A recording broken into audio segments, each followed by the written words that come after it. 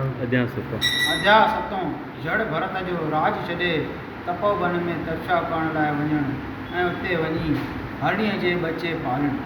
श्री सुखदेव चयो त हे राजा परिषद, जॾहिं ऋखभ देव जे वॾे पुत्र भरत गदीअ ते वेठो तॾहिं धर्म ऐं राजनीतिअ सां प्रजा खे पुटनि वांगुरु पालण लॻो ऐं पंहिंजे विवाह पंचजन्य नाले विश्वरूप जे कन्या सां कयो।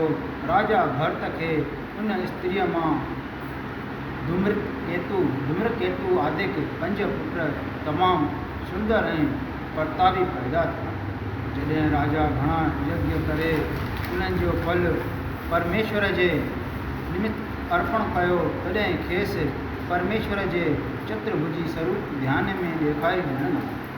अहिड़ीअ तरह 10,000 वरे राज ऐं सुख भोगे संसार पूरो सम्झी राजगदी पुटनि खे ॾेई पाण तपोवन में वञी भटकी नाले नदीअ जे किनारे ते जिते श्री नारायण सालग्राम जे स्वरूप में रहंदो आहे उते वञी भक्ति करण लॻो। पननि जे कुटिया में रही फल फूल खाई जंहिं आनंद सां हू वक़्तु गुज़ारणो अहिड़ो सुख खेसि राजगदीअ में बि नथे मालूम थियो। वेदनि जे आज्ञा मूजिबि ब्राह्मण ऐं खत्रियुनि खे सालग्राम जी पूजा हर रोज़ करणु। हिकिड़े ॾींहुं राजा भरत मंझंदि जे वक़्तु नदीअ जे किनारे ते वेठो सुमरन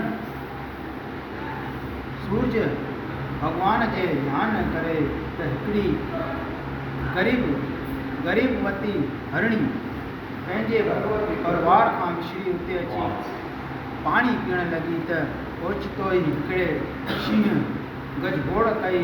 जा ॿुधी हूअ अञा भॼण लॻी त नदीअ जे किनारे तां टपण वक़्तु संदसि पेट मां बचो किरी पियो, जो जीअरो जाॻंदो छॾे पाण उते प्राण त्यागियईं। ही हाल ॾिसी राजा भरत वीचार कयो त हे बचो, हिते ईअं पियो हूंदो त को न को जानवर खेसि खाई वेंदो या बुख प्यास खां मरी वेंदो, जंहिं करे इन जो पाप जो भागी मूंखे थियो। तंहिं करे मूंखे हुनजी रक्षा करणु घुरिजे।